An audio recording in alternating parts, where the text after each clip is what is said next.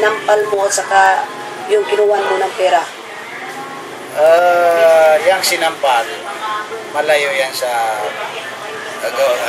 ugali ko.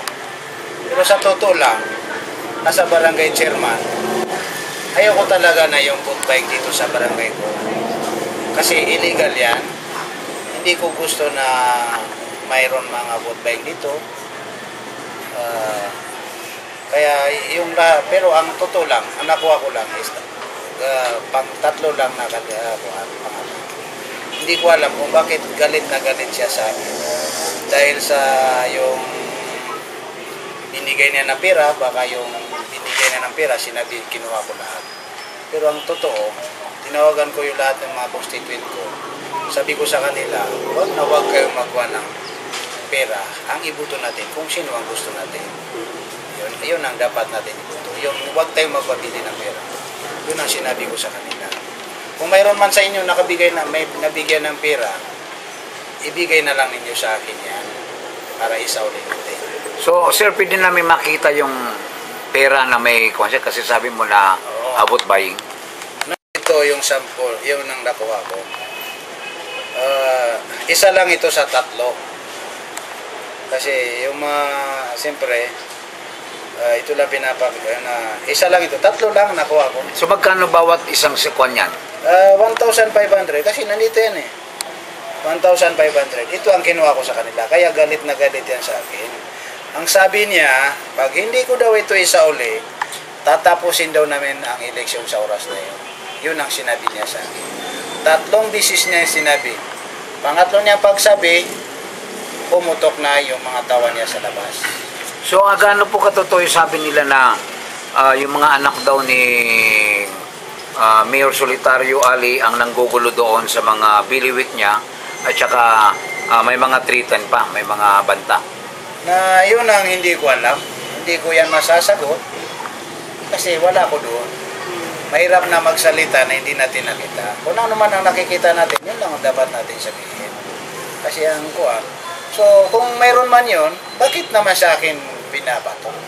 Wala naman akong alam doon.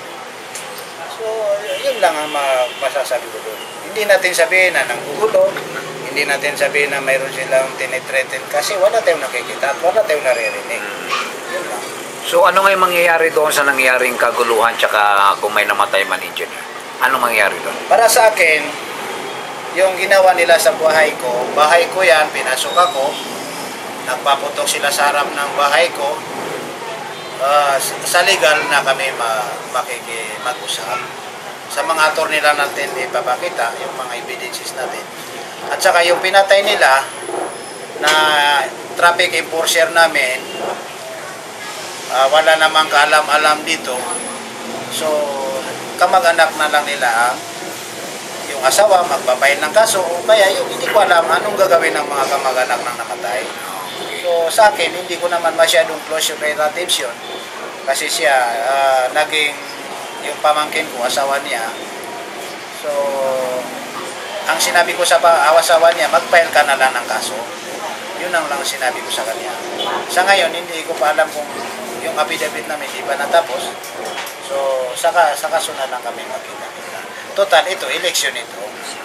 So, kung huwag naman tayo yung patayan, gusto ko lang, malinis na eleksyon, walang gulo. So, yung sinasabi nila akong nanggugulo, tanungin lang ang constituent natin. Yung doon sila sa yung chairman na dating chairman dito, alam mo naman, nagsisilusyon. So, kaya nawala siya sa posisyon. Gusto siya maging balik sa posisyon. Kung mayroon man sila nabigay sa kanya na pira, doon na lang sila maningil.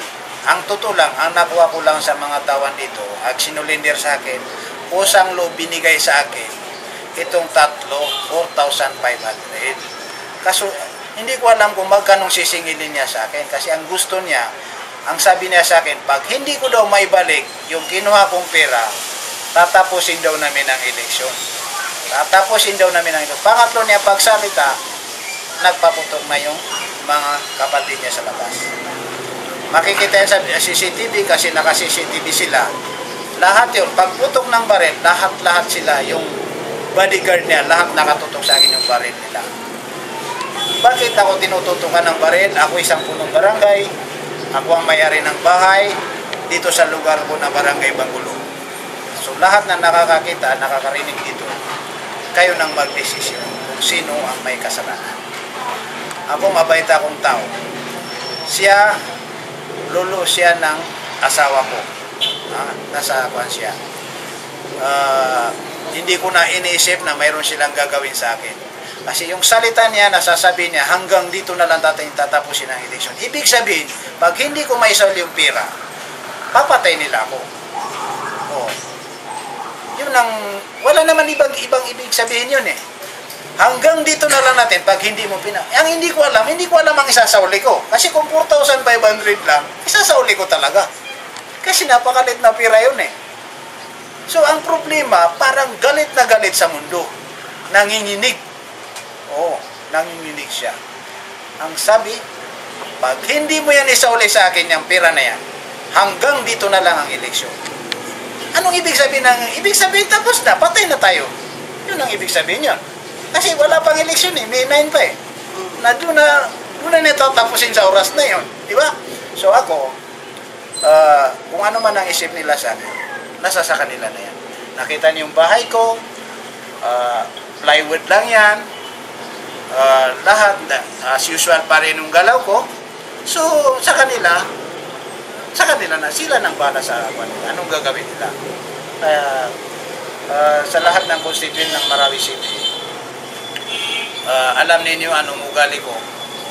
Naging barangay chairman ako ng Barangay Bangulo, naging peaceful ang Barangay Bangulo, nawala na yung drugs dito, nawala na yung masasama, yung mga magnanakaw, nawala na yung lahat ng illegal na gawain dito sa Barangay Bangulo. Naging